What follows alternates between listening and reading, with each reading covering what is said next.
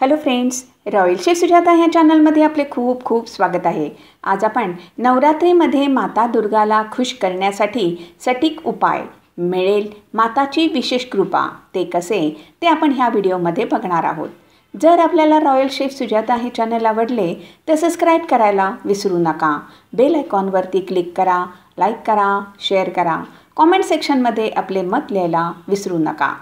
शक्तीच्या साधनेचा महापर्व शारदीय नवरात्री यावर्षी 22 सप्टेंबर 2025 पासून प्रारंभ झाली असून 9 दिवस आहे। रोज माताच्या विविध रूपांची पूजा अर्चा केल्यास माता प्रसन्न होऊन आशीर्वाद देईल। शास्त्रामध्ये दुर्गा माताला प्रसन्न करण्यासाठी विविध उपाय दिलेले आहेत। धार्मिक मान्यता अनुसार हा उपाय पूर्ण श्रद्धा व विश्वास ठेवून केल्यास माता राणीची कृपा मिळेल व सर्व मनोकामना पूर्ण होतील। हे 9 दिवस आध्यात्मिक ऊर्जाने भरलेले असतात व हे छोटे छोटे उपाय केले तर त्याचे मोठे फळ मिळते। चला तर मग बघूया आपण हे शक्तिशाली उपाय कोणते आहेत ते।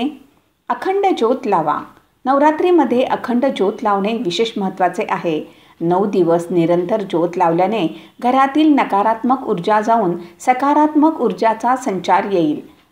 हे देवीच्या अतूट आस्था व संकल्पचे प्रतीक आहे। घरामध्ये अखंड ज्योत लावल्याने घरामध्ये सुख शांती व समृद्धीचा वास येतो व माता दुर्गाची कृपा आपल्या परिवारावरती नेहमी राहते। पण एक गोष्ट लक्षात ठेवा, ज्योत लावल्यानंतर 9 दिवस तेवत राहिली पाहिजे, कधीसुद्धा विझता कामा नये। निर्वाण मंत्र जाप। नवरात्रीमध्ये मंत्र जाप करणे सर्वश्रेष्ठ मानले जाते।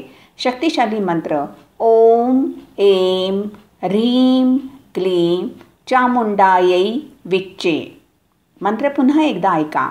ओम ऐं ह्रीं क्लीं चामुंडायै विच्चे। हा मंत्र नक्की म्हणा।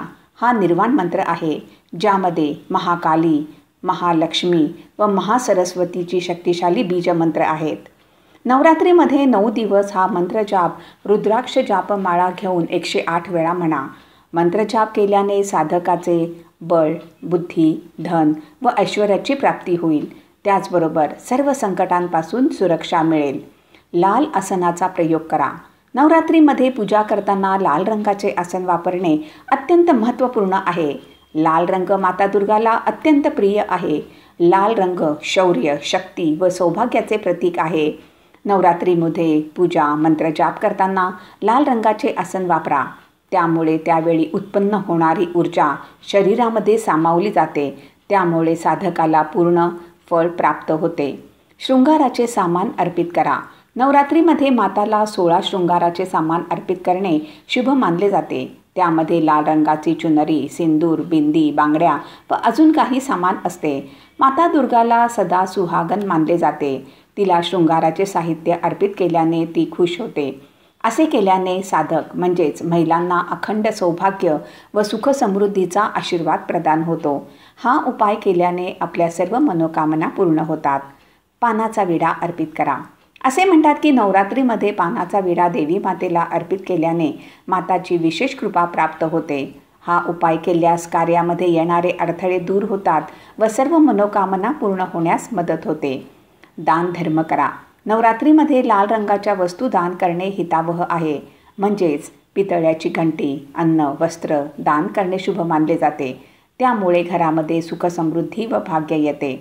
दुर्गा चालीसाचे पठण करा। नवरात्रीमध्ये दुर्गा चालीसाचे नियमित पठण केल्याने मानसिक शांती मिळते। हा उपाय रोग व कर्जापासून मुक्ती देतो। प्रभावी मंत्र जाप।